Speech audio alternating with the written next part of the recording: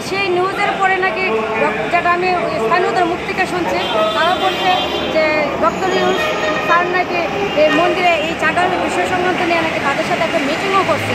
এখন সেই মিটিংয়ে কী ধরনের আলোচনা হয়েছে আমি তো এখনও জানি না, তবে আমি জানার চেষ্টা করব। কারণ এখানে আমি যখন আমাদের মানববন্ধনের যখন করবো তখন আমাদের কিছু ভাই বোনরা ভয় পাইতো, বলে মানববন্ধন করলে আমাদেরকে ক্ষতি করতে পারে, তুমি এক কাজ করো থানাতে যাও, তুমি এক কাজ করো সেনাবাহিনীর কাছে যাও।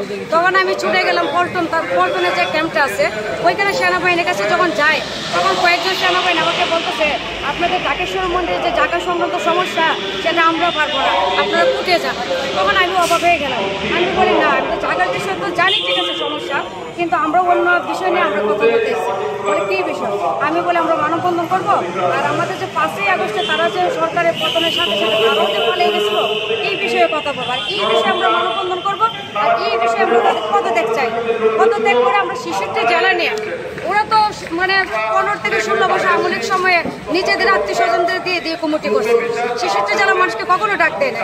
সেই আমি যে কুট আন্দোলনকারী মেয়ে, সেই আমি প্রথম ইতিহাসের পাতার মধ্যে রেকর্ড করে দিতে চাই যে 66টি জেলার মানুষ নিয়ে এই ঢাকেশ্বর মন্দির সবসময় কমিটি গঠন করা হবে। কারণ এটা কোনো কারো ব্যক্তিগত বাপের সম্পদ না যে নিজেদের মধ্যে কমিটি হবে প্রতি বছর, সেটা প্রতিবারই সে তারা নিজেদের মধ্যে কমিটি গঠন করে।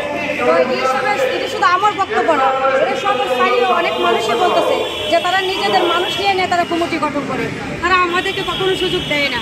আজকে স্থানীয়রা যদি সুযোগ না পায় তাহলে 66 জেলার মানুষ কোথায় থেকে সুযোগ পাবে? আমি অনেকগুলো মন্দির হয়ে গেছে, তারা একই ধরনের কথা বলছে যে ওরা তো দীর্ঘদিন ধরে এই মন্দিরকে তারা দখল করে আছে, বুক করে মানে খাইতেছে। কিন্তু তারা যে জায়গাটা নিছে, ঢাকেশ্বর মন্দির যে জায়গাটা নিছে, এটা আমাদের বাংলাদেশের 66 জেলার অনেকেই জানে না। এই জন্য আমি 66 জেলার মানুষকে ডাক দিছি যে 66 জেলার মানুষরা জেগে উঠো, আমাদের অস্তিত্ব, এটা আমাদের ধর্ম, এটাকে রক্ষা করতে হবে। আজকে এটা যদি আমরা রক্ষা না করতে পারি তাহলে আমরা বাংলাদেশে থাকতে পারবো? আপনারা একটা বিবেক দিয়ে চিন্তা ভাবনা করে, আমার বিবেকে যখন সারা দিচ্ছে তখনই আমি এটা নিয়ে রাজপথে নেমে গেছি। এখন আপনারাও আসেন আমার পাশে।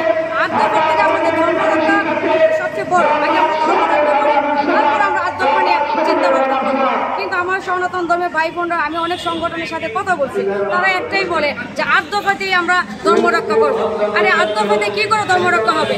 একটা ধর্ম মন্ত্রণালয় দিয়ে কখনো একটা মন্দিরকে সুরক্ষা রাখতে পারবে না, কারণ এটা আজকে ধরে ঘটনা না, এটা দীর্ঘদিন ধরে তাদের সাথে ফাইট লড়াই করছে অনেকে।